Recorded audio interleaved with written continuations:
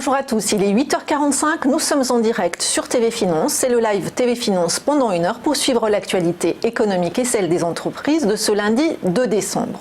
Au sommaire de l'émission des invités, nous retrouverons tout à l'heure Clotilde Combournac, chef de produit chez IT Shaker, un site d'information spécialiste de l'informatique et du digital. Nous assisterons ensuite à l'ouverture de la Bourse de Paris aux côtés de Christophe Douane, cofondateur de Youdou.fr, une fintech innovante dans la gestion de patrimoine. Puis Dorian Abadi, formateur en analyse technique, nous présentera les market movers du jour. Enfin, Thibaut Baron, PDG de GTech, évoquera avec nous les nouvelles méthodes de marketing et de communication pour faire adopter des logiciels toujours plus innovants aux entreprises. Mais pour commencer, quelques news économiques. L'Arabie Saoudite à la tête du G20. L'Arabie Saoudite a pris hier la présidence tournante du G20 pour la première fois, et ce jusqu'en novembre 2020. Le Royaume saoudien, qui succède ainsi au Japon, est le seul pays arabe membre de l'organisation qui regroupe les principales puissances économiques mondiales, dont les États-Unis, la Chine et l'Europe.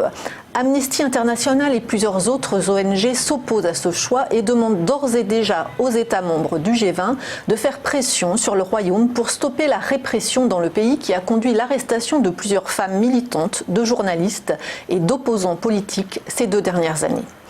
L'Arabie Saoudite, rappelons-le, est le premier pays producteur mondial de pétrole et détient via son fonds souverain près de 400 milliards de dollars d'actifs dans le monde, principalement dans les pays du G20. Toujours plus de paradis fiscaux. Les Seychelles et les Bahamas sont malheureusement aussi réputés pour les plages que pour l'évasion fiscale. La France a décidé hier de les ajouter sur sa liste noire des paradis fiscaux, ainsi que Anguilla et les îles Vierges. Le gouvernement français, qui publie aujourd'hui un rapport sur la lutte contre la fraude fiscale, estime que ces 4 pays ne sont pas assez coopératifs en matière de transparence financière. Ils viennent donc s'ajouter aux 7 autres pays pointés du doigt par la France dans ce domaine, comme par exemple le Panama, le Guatemala ou le Botswana. De son côté, l'Union européenne tient également une liste des paradis fiscaux où figurent 9 pays. En octobre, elle a décidé de retirer de sa liste les Émirats arabes unis et les îles Marshall. Pour rappel, les paradis fiscaux coûteraient chaque année 350 milliards d'euros de pertes aux États du monde entier.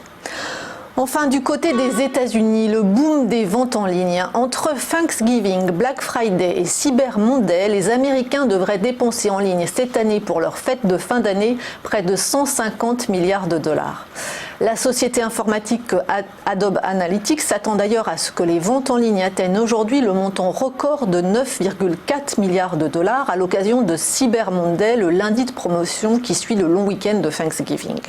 Vendredi déjà, lors du Black Friday, le total des achats en ligne a explosé, s'élevant à 7,4 milliards de dollars. Plus de 40% de ces achats ont été réalisés avec des smartphones. Les produits qui ont été les plus achetés sont sans surprise des jouets, notamment ceux tirés du film d'animation La Reine des Neiges 2, mais aussi des jeux vidéo ou encore des écouteurs AirPods d'Apple. Retour maintenant à la Bourse de Paris. En pré-ouverture, le CAC 40 est attendu en hausse dans le sillage des marchés asiatiques. Vendredi, l'indice parisien a perdu 0,2%, terminant néanmoins la semaine au-dessus des 5900 points. À Wall Street, lors d'une séance écourtée pour cause de Thanksgiving et d'achat de Noël, on vient de voir, le Dow Jones et le Nasdaq ont cédé 0,4% à respectivement 28 051 points et 8 665 points.